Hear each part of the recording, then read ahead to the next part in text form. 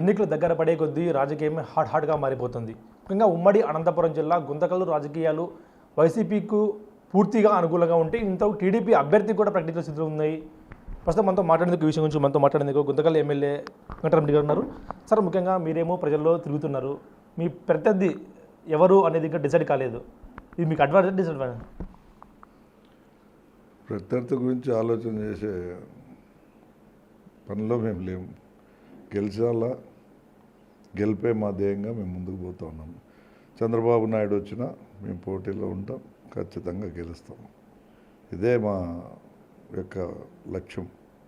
ఎందుకంటే ఎప్పుడు కూడా ఒకరి గురించి ఆలోచన చేసి వాడొస్తాడు వీడొస్తాడు, ఎవరు వచ్చినా మనం పోటీ చేయాల్సిందే, ఖచ్చితంగా మరి ఎలక్షన్ చేయాల్సిందే, ఖచ్చితంగా ఎలక్షన్లో గెలుపుకు మన యొక్క ప్రయత్నం కొనసాగిస్తూనే ఉండాలి.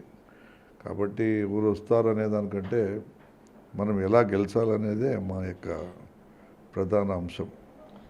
చట్టసభలో ఒక ఇంట్లో నుంచి ఒకరిద్దరు ఎమ్మెల్యేలుగా ఉంటారు, కానీ మీ ఇంట్లో వచ్చి నలుగురు చట్టసభలోకి వెళ్ళారు. మీ నాన్నగారు కూడా ఎమ్మెల్యేగా ఉన్నారు. మీ సుదీర్ఘమైన రాజకీయ కుటుంబ నేపథ్యము. అలాంటిది గుంతకల్లో మీరు ఈ 5 ఏళ్ళు కానీ ఇంతకుముందు కానీ ఏం డెవలప్ చేశారు అంటే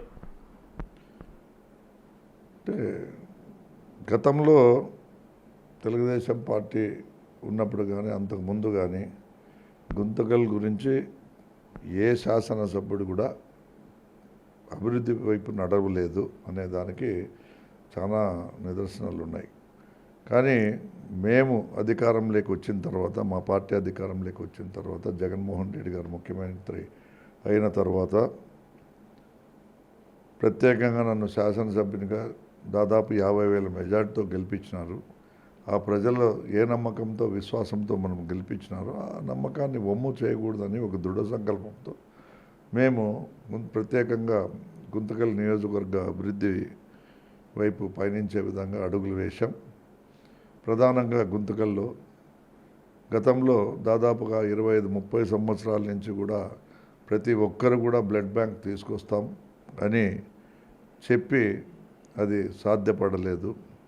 పాలిటెక్నిక్ కాలేజ్ తీసుకొస్తామన్నారు, అది కూడా చేయలేకపోయినారు.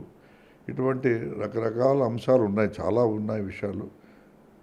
బ్లడ్ బ్యాంక్ తీసుకురాగలిగినాం. అదేవిధంగా నూతన హాస్పిటల్ భవనాన్ని తీసుకురాగలిగినాం. మరి అదేవిధంగా పాలిటెక్నిక్ కాలేజ్ తీసుకురాగలిగినాం. ఆర్డీఓ ఆఫీస్ను